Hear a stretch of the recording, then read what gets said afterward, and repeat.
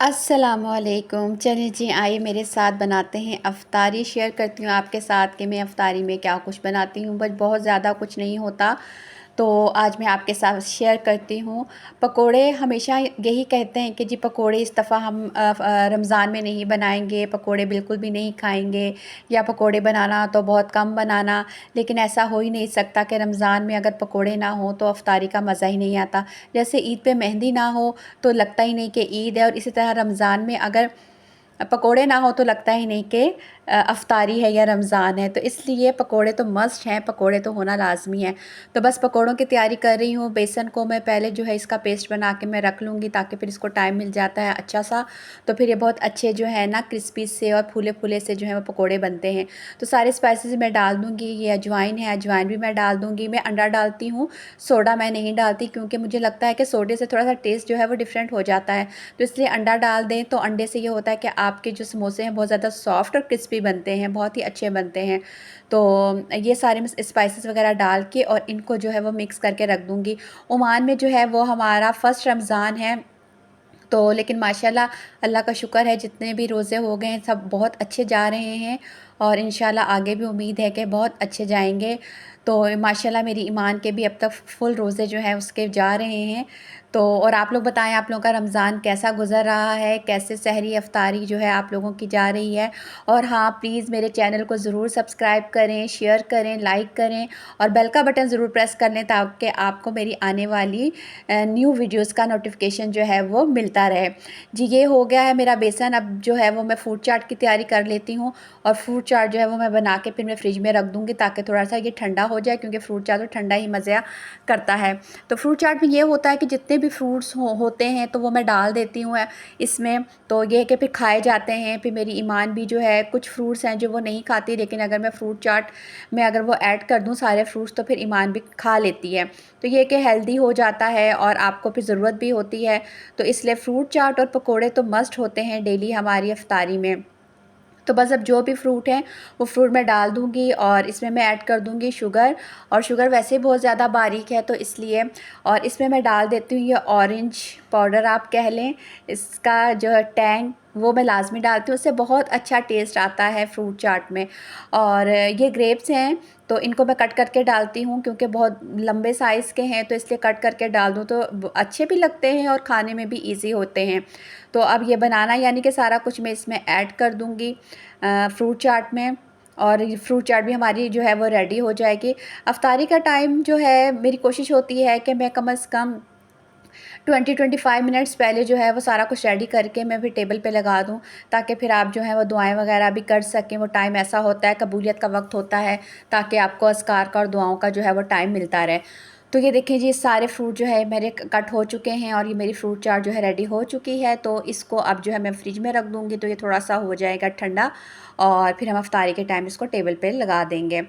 तो अब मैं रायता बना लेती हूँ, क्योंकि ईमान ने तो खाना होता है केचप के साथ, लेकिन मैं और हस्बैंड जो हैं वो फिर रायते के साथ पकोड़े बहुत ही मज़े के लगते हैं। तो इसलिए अब मैं रायता भी, क्योंकि मैं फ्रीज़ करके रखती हूँ ग्रीन चटनी, तो इसलिए जब तक मेरे पकोड़े वगैरह रेडी होंगे तो ये इसमें मेल्ट हो जाएगी।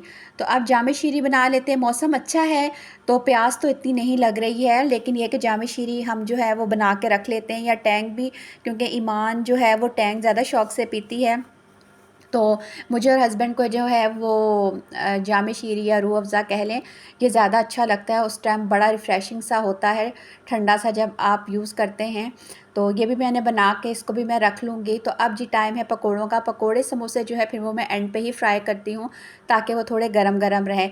तो ये जैसे मैंने आप लोगों को बताया था कि ये मैं न्यू कढ़ाई लेके आई हूँ, और ये पालक है और आलू है। बस मैं पालक और आलू डालती हूँ, क्योंकि ईमान को प्याज वगैरह जो है वो नहीं पसंद उसके, तो इसलिए बस मैं पालक और वो डालती हूँ। लेकिन मैं साथ साथ जो है वो पालक ऐड करती हूँ और आलू भी ऐड करती हूँ, ताकि इसका जो बैटर है वो बहुत ज़्यादा फिर पतला ना हो जाए, क्योंकि पालक जो है वो फ्रीज़ करके रखी हुई है, इसलिए साथ साथ ही मैं डालती हूँ। और साथ साथ ही फिर मैं पकोड़े जो है अपने बना लेती हूँ। मैं इकट्ठे डाल के फिर इसमें नहीं रखती हूँ, फिर अपने हिसाब से साथ साथ डालती रहती हूँ, साथ साथ आलू भी मिक्स करके और फिर मैं डाल देती हूँ पकोड़ों को। और मैं फिर हाथ से पकोड़े डालती हूँ, क्योंकि हाथ से मुझे डालने में ज़्यादा मज़ा आता है और मुझे ऐसा लगता है कि जैसे हाथ से पकोड़े जो है वो बहुत ज़्यादा पकोड़ों की जो है वो शेप अच्छी आती है। इसलिए मैं स्पून से नहीं डालती, मैं जो हूँ पकोड़े हाथ से ही डालती हूँ।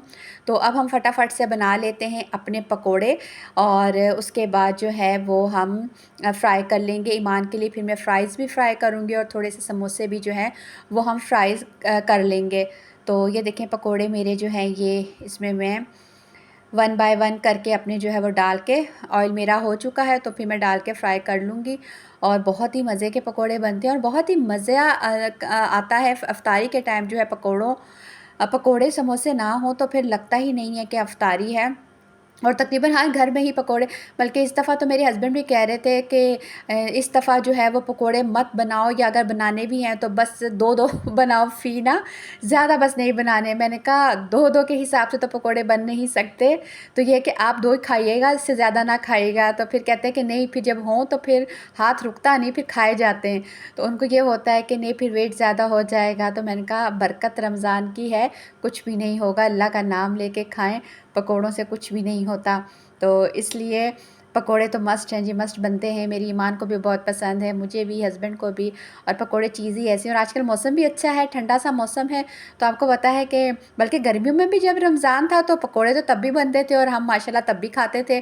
तो आजकल तो वैसे ही मौसम अच्छा है और रोज़ा जब अफ्तार होता है उस टाइम जो है तो फिर दिल करता है खाने का। उसके बाद फिर जो है हम चाय जो है अफ्तारी के बाद लेते हैं, तो फिर चाय के साथ भी जो है वो पकोड़े यूज़ हो रहे होते हैं, तो बड़ा मज़ा आता है। तो बस ये मैं जो हूँ रेडी कर लूँगी पकोड़े।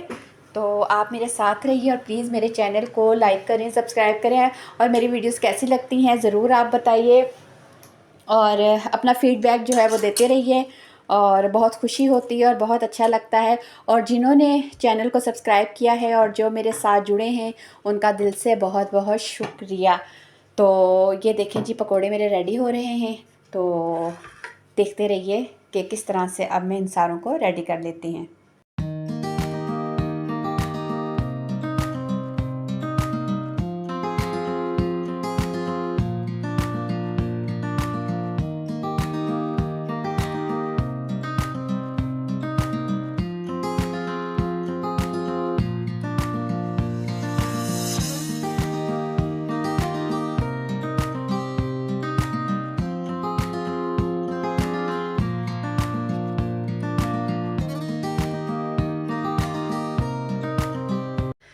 जी पकोड़े जो हैं वो फ्राई हो चुके हैं। अब मैं कर लेती हूँ ईमान के लिए फ़्राइज़ को, और क्योंकि शौक़ से खाती है तो थोड़े से फ़्राइज़ भी मैं उसके लिए बना लूँगी।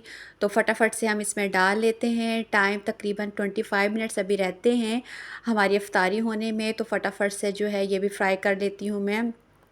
जल्दी हो जाएंगे फ़्राइज़, क्योंकि इसमें इतना टाइम नहीं लगता, तो इसको हम जल्दी से फ्राई कर लेंगे। और ताकि जल्दी से जो है वो टेबल पे हम लगा दें। बर्तन वगैरह जो है वो मैं टेबल पे लगा चुकी हूँ, तो बस यही चीज़ें जो हैं ये लगने बाकी हैं। अब ईमान भी आके वेट कर रही है, तो माशाल्लाह से रोज़ा है उसका, और रोज़े माशाल्लाह माशाल्लाह अभी तक तो पूरे ही उसके जा रहे हैं और इंशाल्लाह उम्मीद तो है कि सारे ही रखेगी। तो क्योंकि मौसम अच्छा है इसलिए इस मौसम में जो है वो रखवाने चाहिए बच्चों को। इस तरह से बच्चों को आदत भी होती है और शौक़ भी बच्चों को बढ़ता है इस तरह से रोज़े रखने का। तो चलें जी, फ़्राइज़ हो चुके हैं तो यहाँ हैं, तो अब फटाफट जो है वो मैं समोसों को भी फ्राई कर देती हूँ। और समोसे ये फ्राई हो जाएंगे तो बस फिर हमारा जो है वो हमारी इफ्तारी तकरीबन रेडी है। तो बस इनको फिर मैं लगा दूँगी टेबल पे और फटाफट से फ्राई कर देती हूँ इनको मैं। ये देखें जी, गरम गरम ऑयल में आप डालें तो फटाफट से जो है ये अच्छे से फ्राई हो जाएंगे। और बहुत देखें ना इतना फ़ायदा हो जाता है कि आप रमज़ान से पहले ये सारी रेडी तैयारी करके रखते हैं। तो ये जी टेबल पे मैंने लगा दिया है हमारी इफ्तारी जो है, ये सारी चीज़ें मैंने लगा दी हैं। ये पकोड़े, समोसे, ये ईमान के फ़्राइज़, फ्रूट चाट, रायता, हमारी जामे शीरी, और बस कोशिश यही होती है कि हल्का फुल्का सा हो लेकिन हेल्दी हो, और ताकि इफ्तारी के टाइम जो है हम आराम से, इतना ज़्यादा हैवी ना हो जाए, ताकि आपकी फिर मगरिब की नमाज़ फिर तरावी भी होती है और ईज़िली जो है वो हमारी इफ्तारी हो जाए।